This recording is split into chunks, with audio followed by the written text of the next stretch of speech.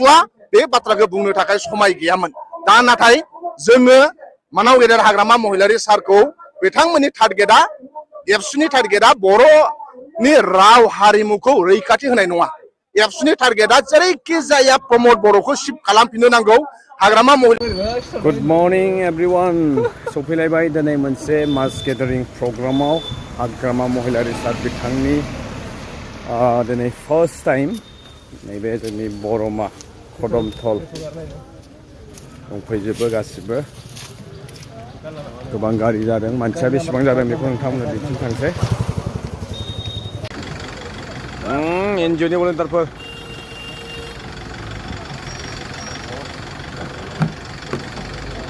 ओरै खालामनांलायगौब्रा अराया ओमफ्राय माजों थाब फैद'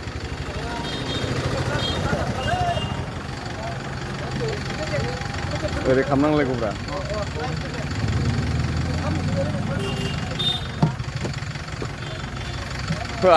एक्टरा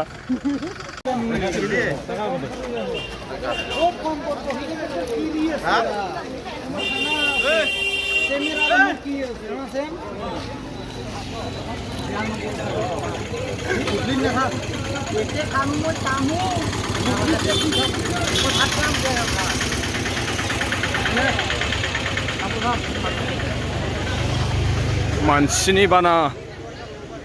ओरैबायदि हाइवे जाम जाजोब्बाय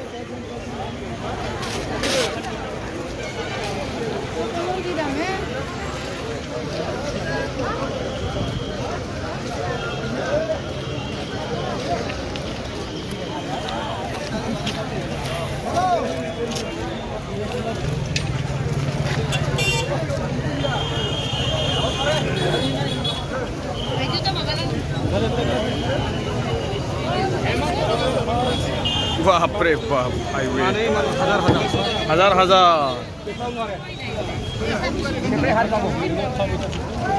जेनजोबगोन ना ए गासिबो ओरैबायदि आयु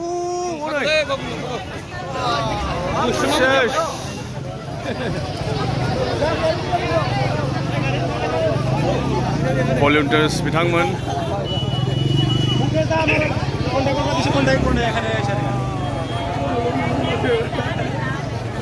आयौ आयौ आयौ आयौ आयौ हाय गोमागोनलै मोजाङै था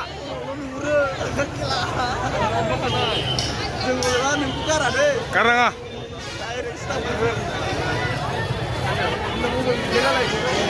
मानसिफोरनि गेजेरजों हाबखावलांगासिनो दं ओरैबायदि जायगासिम मोनहैगोन ना मोनहैला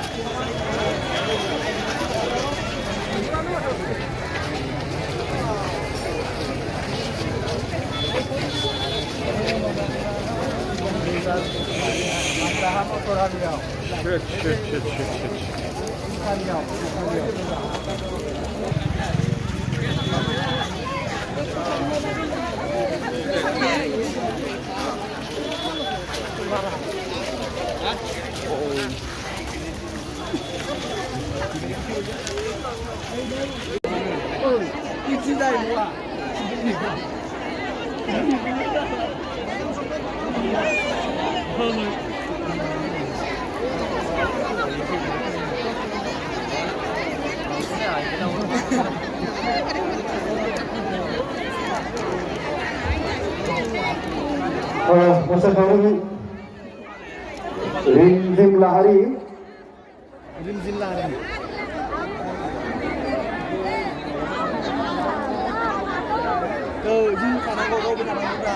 Lahari ini Massgathering di mana jauh sampai kalau naik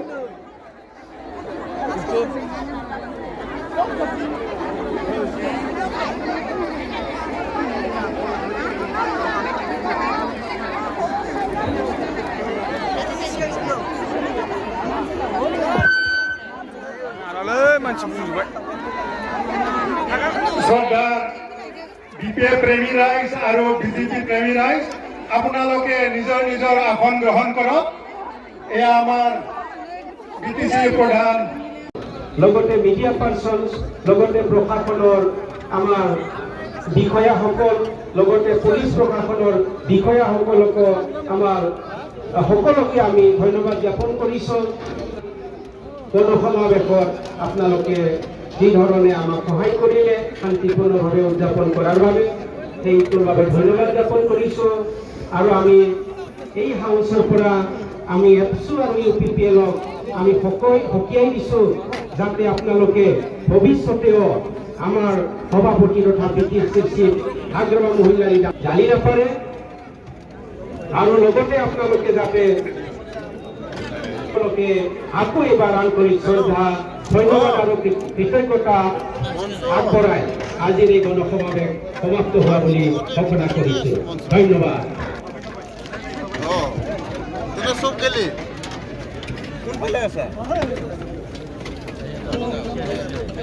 আমিও দেখোন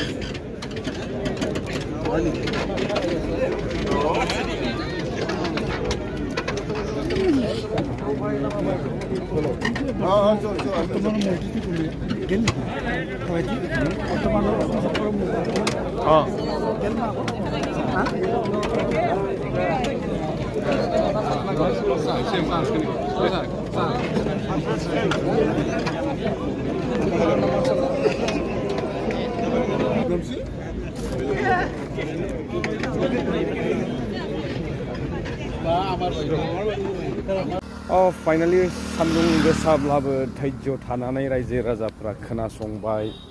गोबां मोजां बाथ्रा फोसावलांबाय हाग्रामा महिलारी सार बिथाङा फैगौ बिसायख'थिखौ लानानै स्ट्रेंथ मोनसे दिनै जि नुदों बरमा कदमथलायावहाय जोबोद गोख्रों नांदों आरो दिपेन बर' बिथांमोना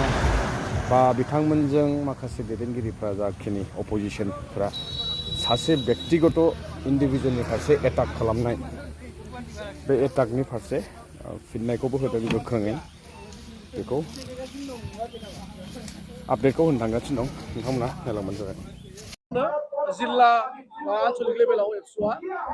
नोंथांनि सायाव खुद्रिखांनाय हाबाफारि लानाय नुनो दा बेनि सायाव नोंथाङा मा फोरमायगोन आं दुलाराय बर' फरायसा आफादखौ मान होयो दुलाराय बर' फरायसा आफादनिफ्रायनो आंबो फैनाय मानसि आरो दुलाराय बर' फरायसा आफादावनो बिबान लानानै बर' हारिनि बिफा बड'फाया खामानि मावलांदोंमोन दुलाराय बर' फरायसा आफादा अराय सम साफ्रोमबो बर'नि गोरबोफोराव दङ जाय जिखि पार्टियाव थाया मानो नाथाय दुलाराय बर' फरायसा आफादखौ सबबो अनो मान होयो नाथाय आथिखालनि दुलाराय बर' फरायसा आफादनि आफादगिरि दिपेन बर'नि सायावसो आं बुंदों आंहा दुलाराय बर' फरायसा आफादखौ आं जेबो बुङाखै नाथाय दुलाराय बर' फरायसा आफादनि मानसिगिरियाव जिरायनाय दिपेन बर' बिथाङा जेरैबायदि एक्टिभिटिस खालामबाय थादों बे टटेलि पलिटिक्स आरो बिथाङा